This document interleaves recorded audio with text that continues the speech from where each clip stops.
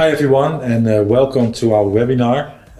This is a new series called Alumio Talks, in which we will discuss relevant and trending topics within the e-commerce industry, and of course with different guest speakers. And today's episode revolves around a hot topic called Composable Commerce. And we will debunk the popular myth around this composable commerce and share some key facts and knowledge on the subject. And today with me is Caspar Hardholt, CEO of Alumio, and I'm Reza Vinkes, Partner Manager at Alumio. So let's get the conversation started. So welcome, great, the first ever that we speak together in this webinar. And today we're going to talk about composable commerce. And I was wondering, when is actually the first time that you hear about the term composable commerce? Yes, so first of all, thank you for having me. For me, composable commerce is really something that I already envisioned back in 2015, 2016, when it did not have the name composable commerce. It was more like a vision of where the market was moving towards. So I don't know, I cannot remember the actual date, but it must be somewhere around 2019 where I first discovered the name Composable Commerce, which answered to my vision of where the market of e-commerce would be heading towards. Okay. Now, as you probably know, people don't know, you're the owner of Alumio, an ipaas solution. What's the relevance of composable and ipaas actually? Yeah, so that's a really good question. If you look at composability, how I like to explain it is that there's different, like an ecosystem of commerce is no longer one system. So traditionally, an e-commerce system, an e-commerce platform, incorporates different kind of functionalities, like your order management, your product management, your customer management, some marketing tooling. And with composable, it basically chunks it into different functional pieces with a business purpose. And if you look at it like this, where you extract all of this functionality, you have different systems or microservices hanging around in your ecosystem. And in any way, they need to communicate with each other. And with the current technology, the current way of doing that is via APIs. Where there's also some parts of legacy back office parts, like your ERP system, for example. So all of these different components within your ecosystem, they need to communicate with each other. And Alumio is really the middleware, the connector box, the toolbox to connect all of these APIs together, making sure that all of these business components communicate seamlessly with each other. Okay. So I can imagine you speak with a lot of customers, a lot of partners. I'm actually responsible for partners with Alumio. And we hear often questions about, okay, why should I use composable and why is it relevant with ipaas? So what I would like to do, or what we could do today, is debunk a few myths that we hear a lot. And we have a few questions. And I was wondering if it's a myth or if it's a fact. So let me just kickstart, from your perspective, and maybe I can put my perspective from the partner. So the question that I often get is, composable commerce is a standalone solution that cannot be integrated with legacy systems. Is that a fact or a myth? Well, if you ask me, it's a myth. So as I mentioned, there are many different components that contribute to an e-commerce experience, and they have to work with legacy systems because many customers, many companies, they still work with legacy on-premises ERP systems. And luckily there is tooling like Alumio that facilitates in that connection, where you have to offer capabilities to connect to traditional ways of data exchange with the legacy system, and the modern approach, API-driven, towards the e-commerce ecosystem. So it's a myth. Alumio sits there very, very smoothly at the center of that ecosystem with the back office system. You're totally right. So that's fantastic. And we have a lot of people asking this question. And another question that I've get a lot, and maybe we can talk about the partners as well, is that the question that I get is that Composable Commerce enables businesses to create omnichannel experiences. Is that a fact or a myth? Well, if you ask me, it's fact. I think from different angles, because if, as I mentioned, breaking up these components into smaller business applications with a certain purpose, you can also use that to create an omni-channel experience. And if we're talking about omni-channel, we're talking about multiple ways of selling online, right? So that could be either on your website, or through socials, or through your POS system, in-store.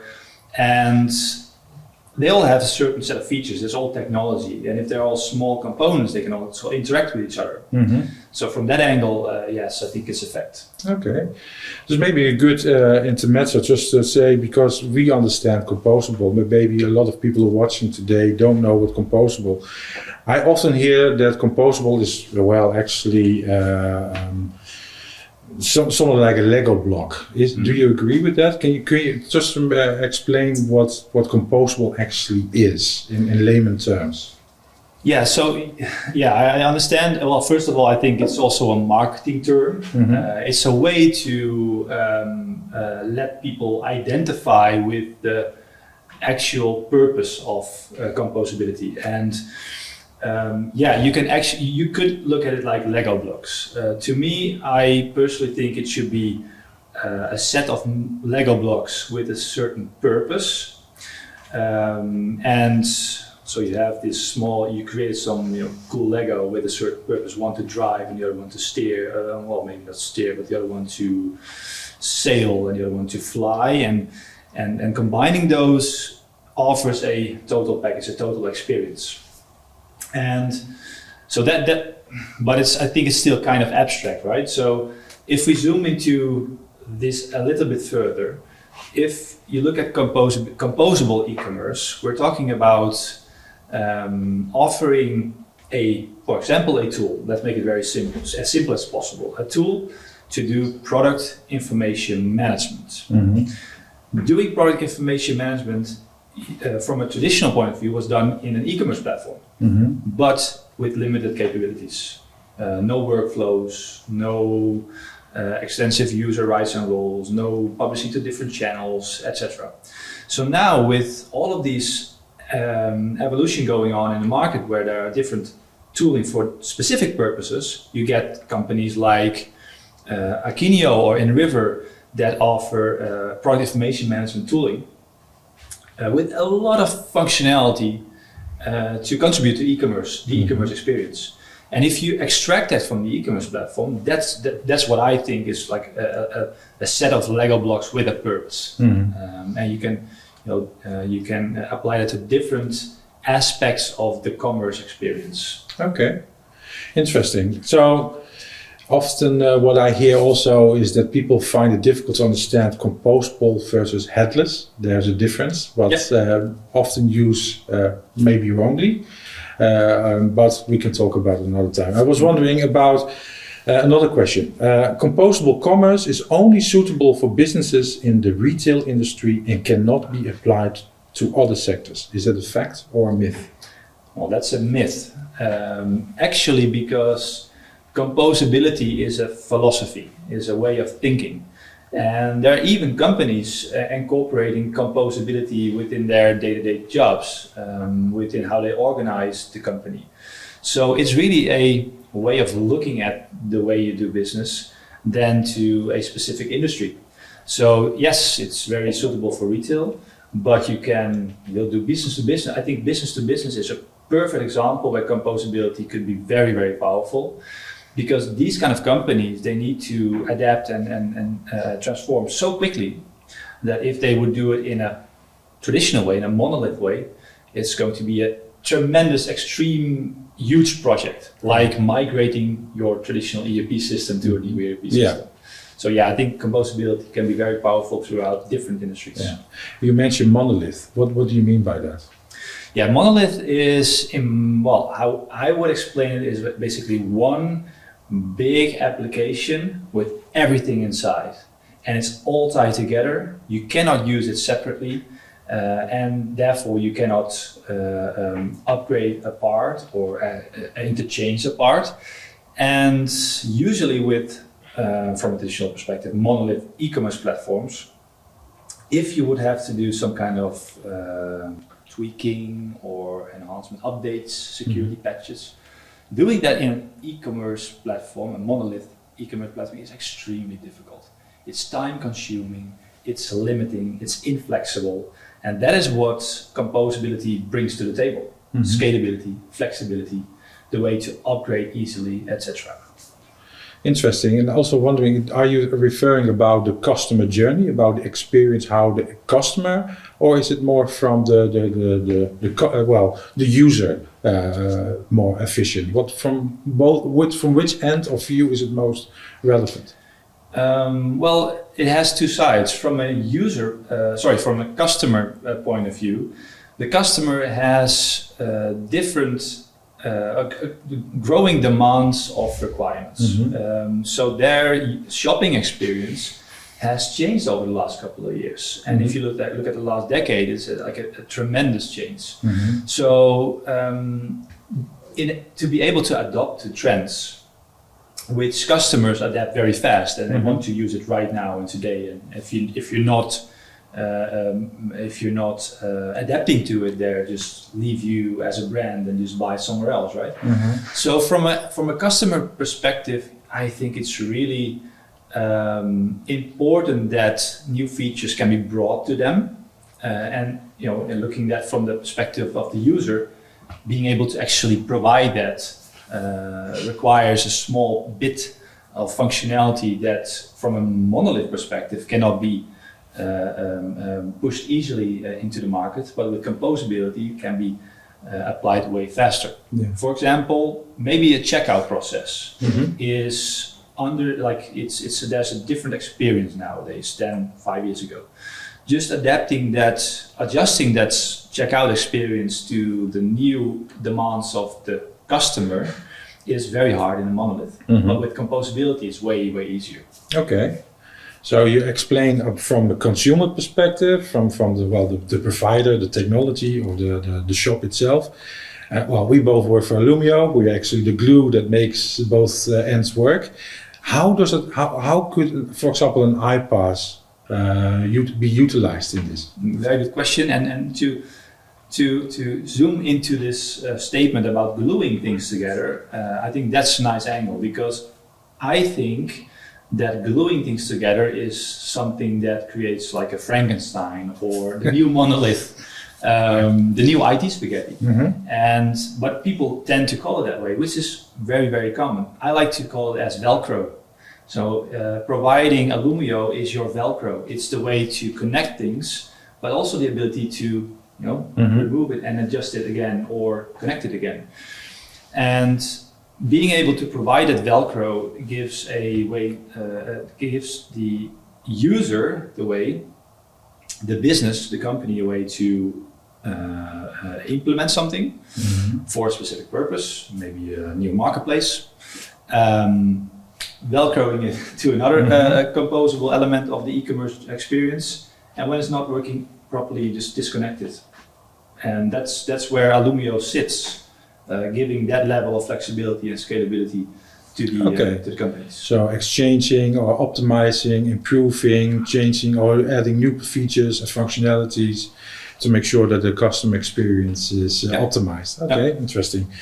Okay, I have a few questions, but also I see that you also have a lot of questions. So the next question that I hear also, that we hear a lot, is composable commerce is only suitable for something that you already answered, but composable commerce is very complex and requires extensive development expertise. Is it a fact or a myth? Yeah, so I think that there are different angles on this, and there's room for debate. And if you'll speak to different companies who have implemented composable commerce, you would probably hear feedback that the initial implementation was quite extensive, especially when you come from a monolith approach. And what I like to explain is that if you look at the wave of implementing an e-commerce platform and then re-platforming, it was like a 4 to 5 year wave. And that also means that you're investing in the platform, the initial investment to go live, and then invest further to actually become better and do upgrades and security patches and bug fixes, etc. And then the wave of 5 years has to, basically switches into a new platform implementation. And that was a traditional approach. Well, with composability, the uplift of the wave might be quite high. However, after that, the waves will become shorter. So your investment will drop, your flexibility will increase, your ability to interchange will increase. So I think, to answer your question, is it a fact or a myth? I think it's partially a fact. If you are starting with e-commerce today, or you do not have the legacy of a monolith approach, implementing composability I think it can be less time consuming than implementing a monolith, and also with a quicker time to market.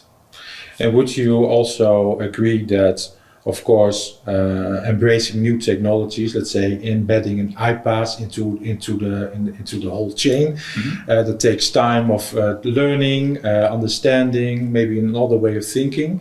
What do you think that?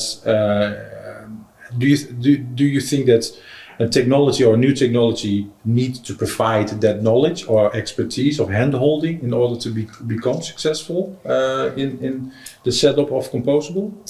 I think that, there are different angles on that question. I think from an organizational point of view, what I experience is that companies are attracting more and more people with technical competences.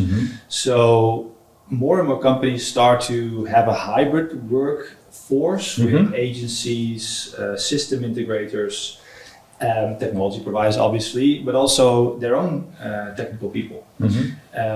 And offering software that removes the technical aspect or reduces the technical aspect is a way to implement that hybrid workforce.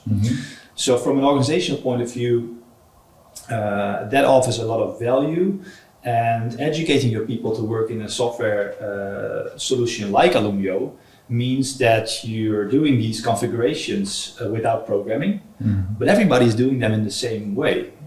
So that also means that if John is on holiday, but Jack is still there, he can take over the actual management and control on the integration. When something goes wrong, it's way more easy for him to adapt to the actual main integration by John. So you ensure the continuity of business without jeopardizing loss of business. Okay. Absolutely. Well, as I work a lot with partners, a lot of partners who join us or talk to me, Reza, I need help, I need support, training, etc. And what I've noticed is that by building a good strategy, giving a good, solid, in-depth knowledge about how to implement an API-first approach through Composable, and by providing that is really a good start in order to be successful. So really, really interesting. We have a lot of questions. Maybe you have questions as well. Absolutely. I prepared a bunch of questions for you, of course. And let's start with this one. So Composable Commerce is only suited for large enterprises. Is that a fact or a myth? That's, I think, a myth, but there is an angle to it. I think, I'm confident that if you are working with more complex integrations, having a more future-proof or a layer of integration needed, then, for example, an ipaas or a Composable could be interesting. But at the end of the day, it's about what is the customer journey, what is the customer experience that you want to achieve. If you are a small startup and you have a great product and you have different module aspects of your website for the customer experience, could be fantastic. Or if you just have a small integration requirement, maybe you need another solution. So it's all about, I think, having a good strategy, really understanding what your goals and objectives are, and try to match it up if it's a fit, yes or no. So I think depends on the use case. Yeah.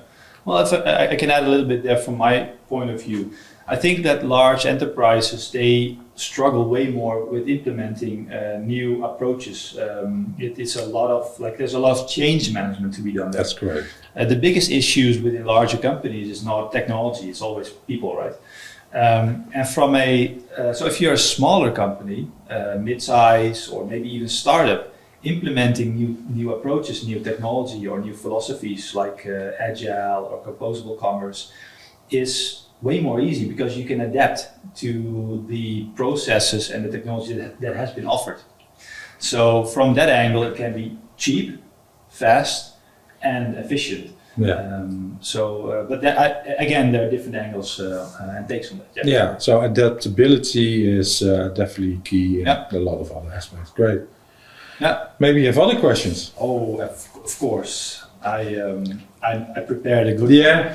Well, let's take two left and then. All right. So what I have a good question for you. So and I think it's a really interesting topic for the IT security people amongst us. Composable commerce increases the risk of security breaches and data leaks due to its modular nature. Is that a fact or a myth? I find it a little bit difficult to answer. I don't think it increases, but you have to be wary about what the connectivity involves, let's say around APIs. So as long as you monitor it, log it, optimize, and make sure that all the possible security breaches are secured, you always have to be very vigilant about that. But I'm curious, do you agree with that? Yeah, I don't think it's actually necessarily bounded to composable commerce. So if you look at composable commerce, it can actually incorporate installable packages or not SaaS software. And even SaaS software can have security issues. So I don't think it's actually related. From an API point of view, it's important to have a good integration strategy. Because if you're gluing things together and tying things together in different kind of ways, it's likely or not inevitable that security issues actually creep in. So from that angle, I think it's important to have like a one single strategy tool like Alumio that offers standardized authentication methods. So from that angle, it's secured and covered, but it's still again up to the software that's being implemented within the composable ecosystem, and that can very well have a part which is not secure. I often get conversations with partners who, let's say, take a sandbox environment or a test environment to make sure that if there's any issues, are trialed and tested before.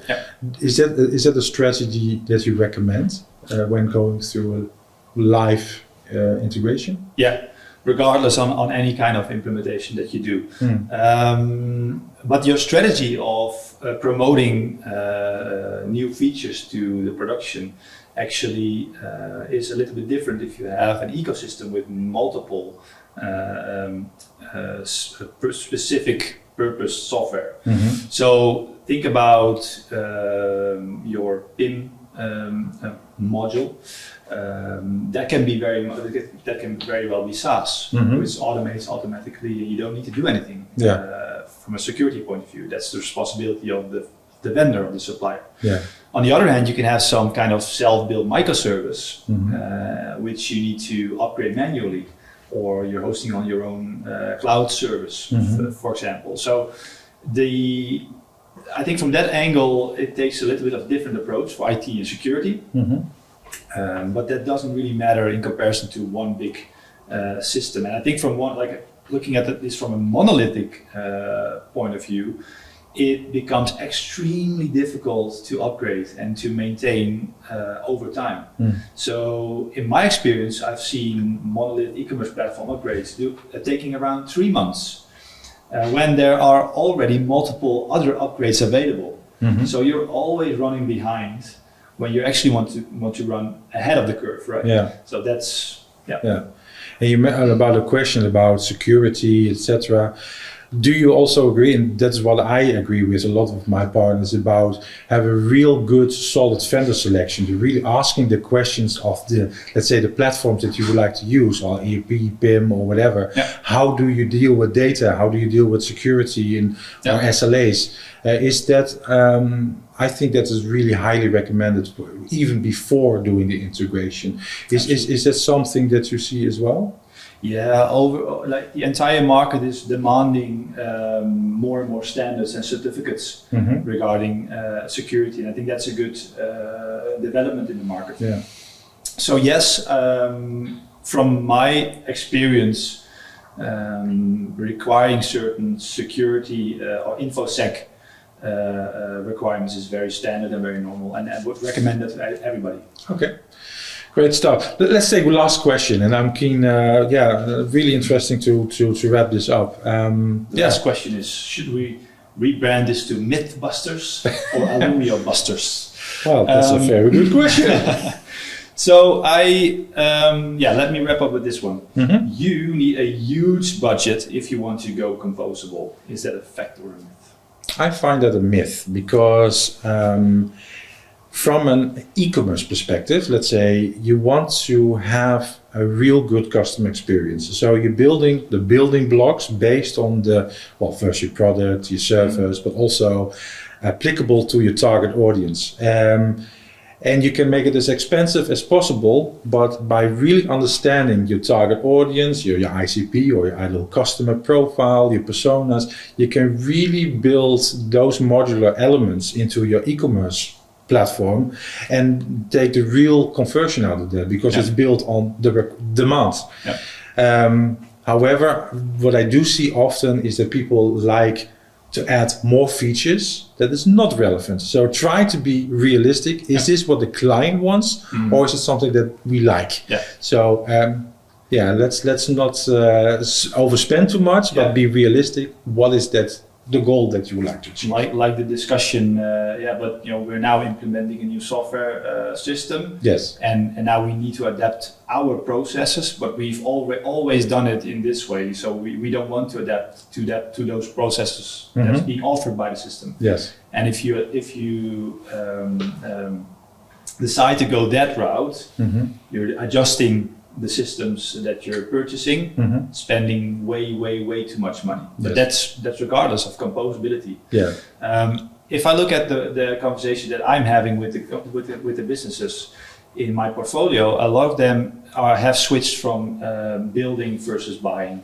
So everyone wants to go fast. Everyone wants to go faster than competition. And building things is just slowing things down, and buying things that are already ready to go speeds things up, and that is where composability shines. Yeah. Well, great. I really enjoyed this conversation. Thank you so much. Actually, a lot of people ask us, why composable? Why? This is why we talk about composable, because as an ipaas, Alumio, we are the glue to make the connection and be more customized, right? So. Thank you very much for this for the Alumio Talks series. If you would like to join us or we want to become our expert speaker, let us know. We would like to invite you to sit down on the couch, and maybe we have a lot of other questions. So thank you very much, and looking forward to speaking with you all very soon. Thank you. Thank you.